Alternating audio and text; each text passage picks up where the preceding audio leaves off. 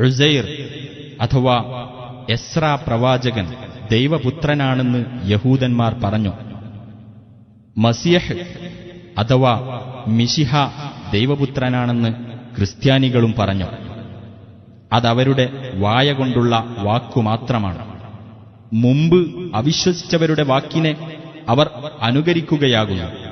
അല്ലാഹു അവരെ ശപിച്ചിരിക്കുന്നു. എങ്ങനെയാണവർ തെറ്റിക്കപ്പെടുന്നത്? അവരുടെ പണ്ഡിതന്മാരെയും പുരോഹിതന്മാരെയും മറിയമിന്റെ മകനായ മസിയഹിനെയും അല്ലാഹുവിന് പുറമെ അവർ രക്ഷിതാക്കളായി സ്വീകരിച്ചു. എന്നാൽ ഏകദൈവത്തെ ആരാധിക്കാൻ മാത്രമായിരുന്നു അവർ കൽപ്പിക്കപ്പെട്ടിരുന്നത്. അവനല്ലാതെ യാതൊരു ദൈവവുമില്ല. അവർ പങ്കുചേർക്കുന്നതിൽ നിന്ന് അവൻ എത്രയോ പരിശുദ്ധൻ. അവരുടെ വായ കൊണ്ട് അല്ലാഹുവിന്റെ പ്രകാശം കെടുത്തിക്കളയാമെന്ന് അവർ ആഗ്രഹിക്കുന്നു. അല്ലാഹുവാകട്ടെ തന്റെ പ്രകാശം പൂർണ്ണമാക്കാതെ സമ്മതിക്കുകയില്ല. സത്യനിഷേധികൾക്ക് അത് അനിഷ്ടകരമായാലും.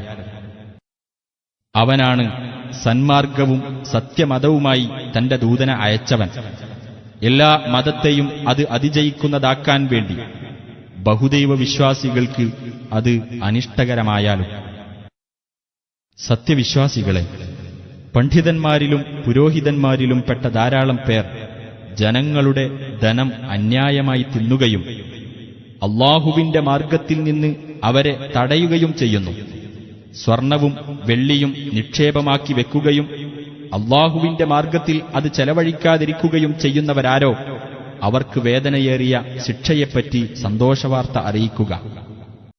നരകാഗ്നിയിൽ വെച്ച് അവ ചുട്ടുപഴുപ്പിക്കപ്പെടുകയും എന്നിട്ടതുകൊണ്ട് അവരുടെ നെറ്റികളിലും പാർശ്വങ്ങളിലും മുതുകുകളിലും ചൂടുവെക്കപ്പെടുകയും ചെയ്യുന്ന ദിവസം അവരോട് പറയപ്പെടും, നിങ്ങൾ നിങ്ങൾക്കുവേണ്ടി തന്നെ നിക്ഷേപിച്ചു വെച്ചതാണിത്.